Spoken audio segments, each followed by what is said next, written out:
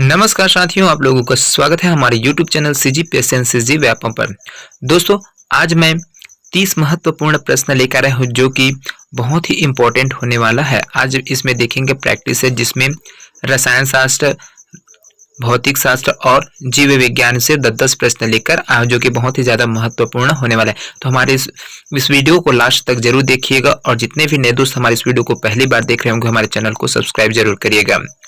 तो चलिए दोस्तों, आपके स्क्रीन पर है पहला प्रश्न। पहला प्रश्न है दोस्तों, जनसंख्या में सबसे आम क्रोमोसोमल विकार कौन सा है? Down, Turner, Edward, Patau. इसका करेक्ट आंसर हो जाएगा दोस्तों आपको ऑप्शन ए बिल्कुल सही हो जाएगा। जो क्रोमोसोमल विकार होता है सबसे आम क्रोमोसोमल है वो डाउन सिंड्रोम होता है। इसमें जो क्रोमोसोम्स की जो संख्या होती है 43 है ना। क्रोमोसोम्स कितने होते हैं? जो तो 46 होता है। इसमें आपका एक है वो बढ़ जाता है, एक्स्ट्रा क्रोमोसोम है एक्स या फिर वाई क्रोमोसोम है वो बढ़ जाता है, वो डाउन सिंड्रोम कहलाता है। आपका ऑप्शन ए बिल्कुल करेक्ट हो जाएगा। चलिए अगला प्रश्न है, दूसरा प्रश्न है, निम्न में से कौन एंटीबायोटिक नहीं है? पेनिसिलिन, सल्फाग्वानिडिन, क्लोरोफेनिकॉल और एमोक्सिलिन। इसका करेक्ट आंसर हो जाएगा दोस्तों आपका ऑप्शन बी बिल्कुल सही हो जाएगा। सल्फाग्वानिडिन एक प्रकार से एंटीबायोटिक नहीं है। चलिए अगला प्रश्न की ओर बढ़ते हैं। अगला प्रश्न है, जेनेटिकली रूपांतरित बैंगन का उदाहरण है? सफेद मोती बैंगन, अमर 10 बैंगन, बीटी बैंगन और F1 बैंगन। तो यहाँ पर जो जेनेटिकली रूपांतरित मतलब बायोटेक्नोलॉजी के द्वारा, बायोटेक्नोलॉजी है दोस्तों, उसके द्वारा जो आपका बनाया गया आनुवांशिक पदार्थ वांछित लक्षण उसको बनाने के बाद जो किया गया वो नहीं है। तो क्या है, जो रूपांतरित बैंगन नहीं है वो क्या हो जाएगा? आपको बीटी बैंगन है वो नहीं रहेगा। चलिए अगला प्रश्न की ओर बढ़ते हैं। अगला प्रश्न है, मार्फिन है एंटीसेप्टिक, एनाल्जेसिक, दर्द निवारक, एंटीबायोटिक, निश्चेतक। इसका करेक्ट आंसर हो जाएगा दोस्तों आपका ऑप्शन भी बिल्कुल सही हो जाएगा। एनाल्जेसिक दर्द निवारक है। मार्फिन क्या है? एक प्रकार से दर्द निवारक है। इस प्रश्न को सीजी व्यापम के द्वारा 2012 में पूछा गया प्रश्न है। अगला प्रश्न है दोस्तों, जैव अणु जिसमें संक्रामक धातु नहीं है? Haemoglobin, chlorophyll, insulin, vitamin B12। इसका करेक्ट आंसर हो जाएगा दोस्तों आपका ऑप्शन बी क्लोरोफिल। चलिए अगला प्रश्न की ओर बढ़ते हैं। प्रश्न 6 बोलते हैं, आनुवांशिक अंगुली छापन तकनीक किसने विकसित की? मतलब जो डीएनए जेनेटिक फिंगरप्रिंटिंग जो है दोस्तों, है ना, उसको किसने विकसित किया है? Alec Jeffreys, Alec Stuart, Alec Southern, Alex Harmons. इसका करेक्ट आंसर हो जाएगा दोस्तों आपको ऑप्शन ए बिल्कुल सही हो जाएगा। जो आनुवांशिक अंगुली छापन है फिंगरप्रिंटिंग मशीन है ना, उसको एलेक जेफरिस के द्वारा बनाया गया था, विकसित किया गया था। 2016 में इसको पूछा गया व्यापम के द्वारा। अगला प्रश्न है दोस्तों, सर अलेक्जेंडर फ्लेमिंग ने किसकी खोज की? पेनिसिलिन, रक्त संचार, ऑक्सीजन, एंटीसेप्टिक, औषधि। करेक्ट आंसर हो जाएगा दोस्तों आपका ऑप्शन ए पेनिसिलिन। अगला प्रश्न है 8वां नंबर का प्रश्न है, बहुत ही महत्वपूर्ण है।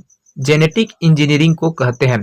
Gene technology, recombinant DNA technology, modern technology या फिर उपरोक्त सभी। तो जेनेटिक इंजीनियरिंग क्या कहलाता है दोस्तों? आपको ऑप्शन डी है वो बिल्कुल सही हो जाएगा, उपरोक्त सभी। इसको जीन टेक्नोलॉजी भी बोलते हैं। अनुवांशिक पदार्थ का जो अनुवांशिक पदार्थ है उसका क्या करेंगे, जो वांछित लक्षण उसको एक जीन से दूसरे डीएनए में परिवर्तित करते हैं, तो उसको जेनेटिक इंजीनियरिंग के द्वारा लिया जाता है। रिकॉम्बिनेंट डीएनए के माध्यम से भी इसको किया जाता है और मॉडर्न बायोटेक्नोलॉजी उसके माध्यम से भी इसको लिया जाता है। फूड इंस्पेक्टर के एग्जाम होता है 2013 में, उसको इस प्रश्न में पूछा गया है। अगला प्रश्न है 9वां नंबर का प्रश्न है, वैश्विक प्रजाति स्तर पर निम्नलिखित में से किसकी विविधता सबसे अधिक है? जीवाणु की, कवक की, शैवाल की, प्रोटोजोअन्स की। तो इसका करेक्ट आंसर हो जाएगा दोस्तों आपका ऑप्शन बी कवक है, उसकी विविधता सबसे अधिक है। सीजी व्यापम के द्वारा 2019 में इस प्रश्न को पूछा गया है। चलिए अगला प्रश्न है 10वां नंबर का प्रश्न है, तंबाकू के धुएं में पाए जाने वाली हानिकारक गैस निम्नलिखित में से कौन है? Carbon monoxide, hydrogen cyanide, ammonia, उपयुक्त सभी। तो इसका जो तंबाकू में पाया जाने वाला जो हानिकारक गैस है उसमें आ जाएगा आपका ऑप्शन डी उपयुक्त सभी। 2019 में इस प्रश्न को पूछा गया था सीजी व्यापम के द्वारा।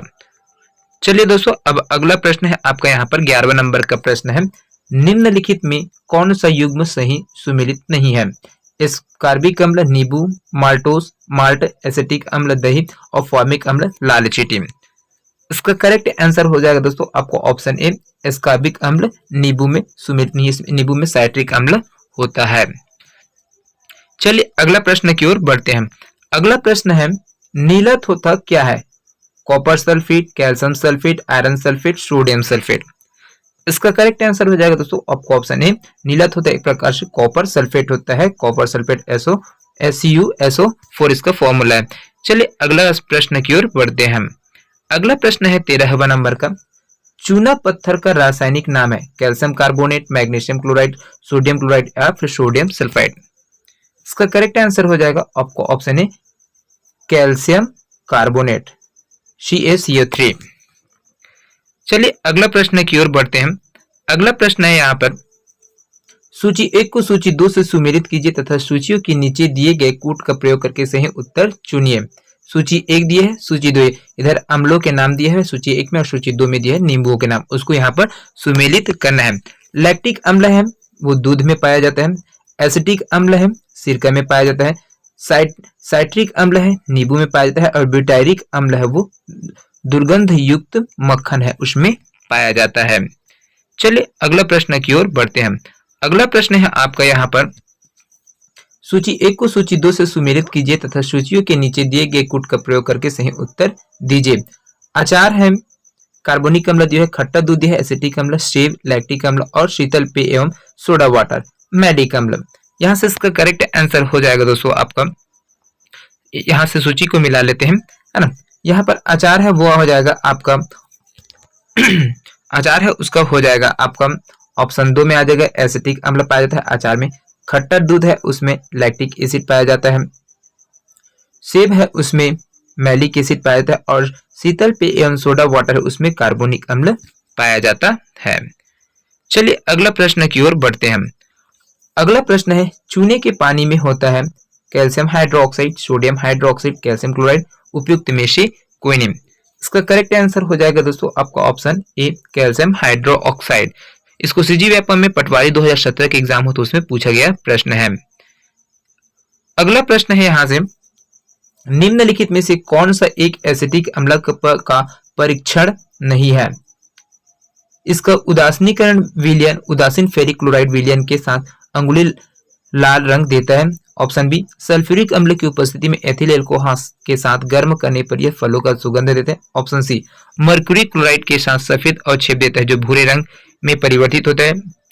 ऑप्शन डी, इसका जलीय विलयन नीले लिटमस को लाल कर देता है। इसका करेक्ट आंसर हो जाएगा दोस्तों आपको ऑप्शन सी, यह मर्क्यूरी क्लोराइड के साथ सफेद अवक्षेप देता है जो भूरे रंग में परिवर्तित होता है। तो यहाँ पर जो परीक्षण नहीं देता है एसिडिक अम्ल के साथ, उसमें इसका आंसर आ जाएगा ऑप्शन सी। 2016 में इसको सीजी व्यापम के द्वारा पूछा गया प्रश्न है।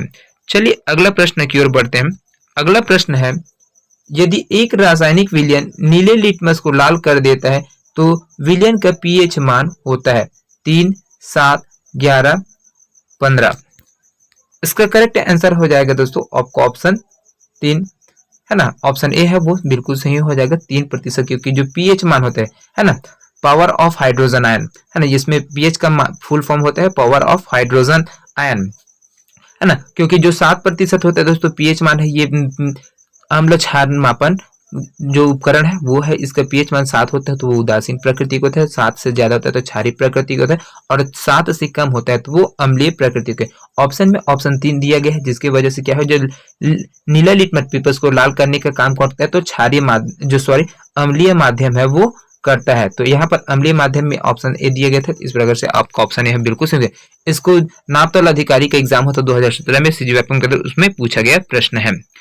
चलिए अगला प्रश्न की ओर बढ़ते हैं। यहाँ पर कथन और स्टेटमेंट दिया गया दोस्तों, उसको आपको बताना है। कथन बोलता है फार्मिक अम्ल एसिटिक अम्ल से प्रबल अम्ल है। कारण दिया है फार्मिक अम्ल एक कार्बनिक अम्ल है। इसका करेक्ट आंसर हो जाएगा दोस्तों आपको ऑप्शन बी। ए तथा बी दोनों सही है, परंतु ब मतलब जो कारण है वो कथन की व्याख्या सही ढंग से नहीं करता है ना। तो ये आपका ऑप्शन बी है वो बिल्कुल सही हो जाएगा। चलिए अगला प्रश्न की ओर बढ़ते हैं। अगला प्रश्न यहाँ पर निम्न में से कौन सा उर्वरक मृदा में सर्वाधिक अम्लता छोड़ता है? Ammonium nitrate, ammonium sulphate, calcium ammonium nitrate, urea. इसका करेक्ट आंसर हो जाएगा दोस्तों आपका ऑप्शन बी अमोनियम सल्फेट। चलिए अगला प्रश्न की ओर बढ़ते हैं। अगला प्रश्न है यहाँ पर निम्न में से कौन अदिश राशि है? वेग, बल, ऊर्जा, चुंबकीय क्षेत्र। तो यहाँ पर अदिश राशि हो जाएगा दोस्तों आपका ऑप्शन सी ऊर्जा। चलिए अगला प्रश्न की ओर बढ़ते हैं। अगला प्रश्न है यहाँ पर सीजीएस प्रणाली में समय को मापा जाता है घंटा में, मिनट में, सेकंड में, मिली सेकेंड में, नैनो सेकेंड में। इसका करेक्ट आंसर हो जाएगा दोस्तों आपको ऑप्शन सी है ना, सॉरी ऑप्शन सी है वो बिल्कुल सही हो जाएगा। सीजीएस प्रणाली में समय को मापा जाता है सेकेंड पर सेकेंड में, है ना। चलिए अगला प्रश्न की ओर बढ़ते हैं। अगला प्रश्न है 23वां नंबर का प्रश्न है निम्नलिखित में से कौन सा सदिश नहीं है? बल, संवेग, ऊर्जा, संवेग। तो सदिश राशि नहीं है दोस्तों, उसमें इसका करेक्ट आंसर हो जाएगा आपका ऑप्शन सी ऊर्जा। एक प्रकार से सदिश राशि नहीं है, यह अदिश राशि है। चलिए अगला प्रश्न की ओर बढ़ते हैं। अगला प्रश्न दिया है सूची 1 को मिलान सूची 2 से कीजिए तथा निगे कूट से सही उत्तर चुनिए। तो यहाँ पर देखिए शक्ति है वो वाट हो जाएगा। शक्ति का जो आपका इकाई है ना, यूनिट है वो वाट हो जाता है। ताप है उसका कैलोरी हो जाता है, बल है उसका न्यूटन हो जाता है। ये इसकी यूनिट इकाई है। चलिए अगला प्रश्न की ओर बढ़ते हैं। अगला प्रश्न है 1 माइक्रोन निम्नलिखित में से किसके बराबर होता है? 1/1000 मिलीलीटर, 1/1000 मिलीलीटर, 1/100 सेंटीमीटर और 1/1000 सेंटीमीटर। इसका करेक्ट आंसर हो जाएगा दोस्तों आपका ऑप्शन बी 1/1000 मिलीमीटर। 2020 में इस प्रश्न को CGPS के द्वारा पूछा गया प्रश्न है। चलिए अगला प्रश्न की ओर बढ़ते हैं। अगला प्रश्न है निम्नलिखित में से कौन सी मूल भौतिक राशि है? बल, वेग, विद्युत धारा, कार्य। इसका करेक्ट आंसर हो जाएगा आपका ऑप्शन सी विद्युत धारा। एक प्रकार से ये क्या है? भौतिक राशि है, मूल भौतिक राशि है वो। चलिए अगला प्रश्न की ओर बढ़ते हैं। अगला प्रश्न है आपका शक्ति का मात्रक है हर्ट्ज, वोल्ट, वॉट, न्यूट्रॉन। शक्ति का मात्रक है ऑप्शन सी वाट। अगला प्रश्न है यहाँ पर विद्युत शक्ति की इकाई है एम्पियर, वोल्ट, कूलाम, वाट। इसका करेक्ट आंसर हो जाएगा दोस्तों आपको ऑप्शन डी वाट। अगला प्रश्न है यहाँ पर एम्पियर मापने की इकाई है वोल्टेज, विद्युत धारा, प्रतिरोध, पावर। इसका करेक्ट आंसर हो जाएगा दोस्तों यहाँ पर ऑप्शन बी। एम्पियर मापने की जो इकाई है वो विद्युत धारा होती है। तो दोस्तों चलिए अगला प्रश्न है, लास्ट प्रश्न है आज के सेशन का लास्ट प्रश्न। यहाँ पर 30वां नंबर का प्रश्न है बल का मात्रक है फैराडे, फर्मी, न्यूटन, रदरफोर्ड। इसका करेक्ट आंसर हो जाएगा दोस्तों बल का मात्रक होता है आपका न्यूटन, ऑप्शन सी। तो दोस्तों ये 30 प्रश्न आप लोगों को कैसे लगा कमेंट करके जरूर बताइएगा। वीडियो पसंद आया होगा तो ज्यादा से ज्यादा लोगों तक शेयर जरूर करिएगा। हमारे इस वीडियो को लाइक करिएगा। लाइक करने से दोस्तों हमें कुछ नहीं मिलता है, हमें इससे मोटिवेशन मिलता है। तो बिल्कुल लाइक करके जाइए और ज्यादा से ज्यादा लोगों तक शेयर करिए। तो मिलते हैं दोस्तों अगले वीडियो में, तब तक के लिए अलविदा, जय Hind. Thank you so much दोस्तों।